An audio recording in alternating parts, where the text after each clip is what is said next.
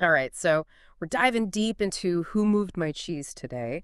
And, it's a book that's everywhere you look, right? It's like everyone's read it or needs to read it. And I'll be honest, at first I thought mice and cheese, really. But then I actually got into it. It's And like it sneaks up on you, right? All yeah, simple, and then bam, some really big ideas about how we deal with change are staring you in the face. totally. And we're not just gonna like rehash the plot here, right? We're going deeper into like what makes it tick, the psychology behind it, all those moments where you're like, oh wow, that's us so me. So even if you've read it already, get ready for some next level stuff. Yeah, this is about more than just knowing the story. It's about why those characters, those Sniff, Scurry, Hem, and Haw, why they do what they do. What's the lesson in their cheesy little struggles? Because let's be real, we've all been a little hem Oh, sometimes. absolutely. That's what's so genius about it, right? It's like it shows us how we react to change. And sometimes it's not pretty. But before we get to all that, let's set the stage a little. We've got this maze, which is basically like life in general. And the cheese. Well, that's whatever we're chasing after in that maze. The dream job, the perfect relationship, that feeling of being financially set, whatever it is for you. It's different for everyone, but that wanting it, that's universal, right? Okay, so picture this. Everyone's happily chewing on their cheese when suddenly, boom, it's gone. Vanished, like poof. And this is where it gets good because we see four totally different reactions to this whole cheese situation. And those reactions, they tell us a lot about ourselves and how we cope with things, what we do when something unexpected pops up. So true. You've got Sniff and Scurry the mice who are all about instinct. Just action. Cheese is gone. Okay, time to find more. They don't overthink it, they adapt. See, I think that's something we forget sometimes. The simplest answer is usually the best. Just accept it and move on. Don't get stuck in the past. Focus on what's ahead. Easy to say, right? But then you have Hem and Haw.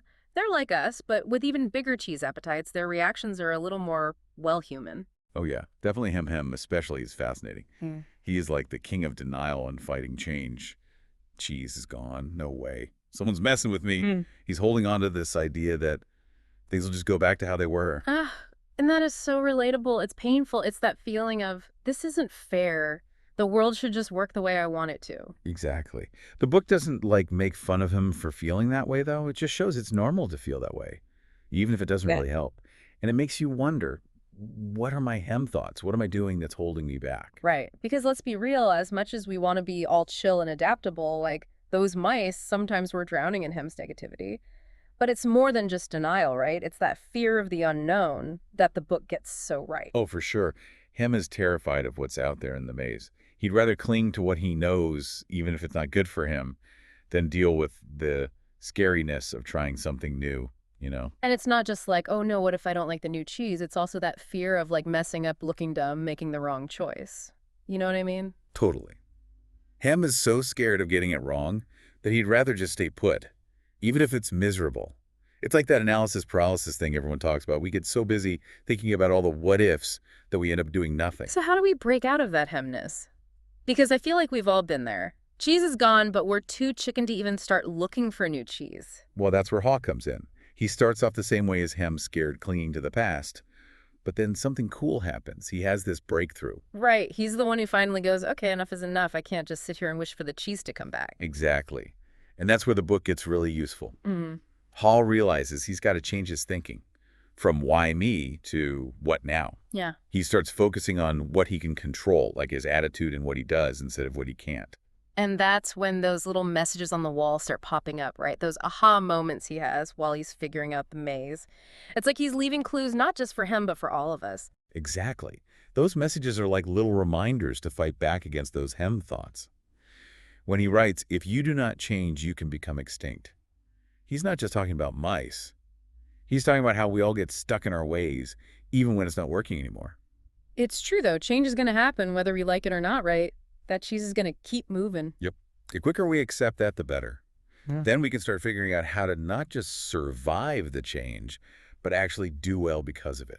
Okay, but how do we actually do that? How do we stop being a hem and start being more like ha? Well, the book talks about picturing that new cheese, really getting clear on what we want our future to look like. Have you found that's helpful in your own life?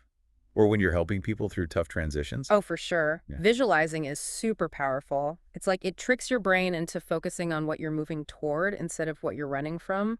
When you can really see yourself enjoying that new cheese, it gives you hope. And that can be seriously motivating. It's almost like you're giving your brain a sneak peek. Right. And the book even says to write those visions down, those goals, to make them more real, because it's different when it's not just in your head, you know? It's like you're making a promise to yourself. So it's about taking those big ideas like, I want a new job, or I want to be healthier, and actually breaking them down. What does that new job look like? What are you doing? How do you feel? The more specific, the better. Exactly. And while we're busy picturing that awesome new reality, it's also important to remember that it might not be a straight shot to get there. Yeah, the maze is going to have twists and turns, dead ends even. Right. But even those dead ends can teach us something. We learn what doesn't work, which gets us closer to what does. Exactly. Okay, so let's say we've done the visualization thing. We're not freaking out about the unknown. We're ready to face the maze. What's next? How do we actually start moving toward that new cheese? Well, the book says it's all about taking action, right? Yeah. Like even if it's just one tiny step. Oh, definitely. It's way less scary when you break down that huge finding new cheese thing into smaller bite-sized pieces. So instead of, I need a whole new career, it's what's one thing I can do today to see what's out there. Exactly. Like maybe you update your resume or call someone you know in a different field or even just spend a few minutes looking up different jobs. It's about getting the ball rolling right. Yeah, Because once you start doing something, it's easier to keep going. for sure. And you know what else? As we start taking those baby steps, that fear we were talking about, it starts to fade away. We realize, hey, I got this. I can handle this. It's like they say the only way out is through, right? Totally. Yeah. And going through those tough parts, that's how we build up that resilience everyone's always talking about. Which reminds me, that's another big thing the book talks about, right? That idea that change, even when it sucks, actually makes us stronger in the end. It's true. Every time we deal with a change, every time we find that new cheeses, it's like we're proving to ourselves that we can handle whatever comes next. And that is super powerful to remember, Uh-huh. especially these days when it feels like everything's changing all the time. Tell me about it. But think about it. The stuff we learn by dealing with change, being adaptable, figuring out problems, those skills are going to be useful no matter what happens. So true. So as we wrap up this cheesy deep dive, what's like the one thing you want our listeners to walk away with? I think the biggest takeaway from this whole book is this. Change is going to happen, like it or not.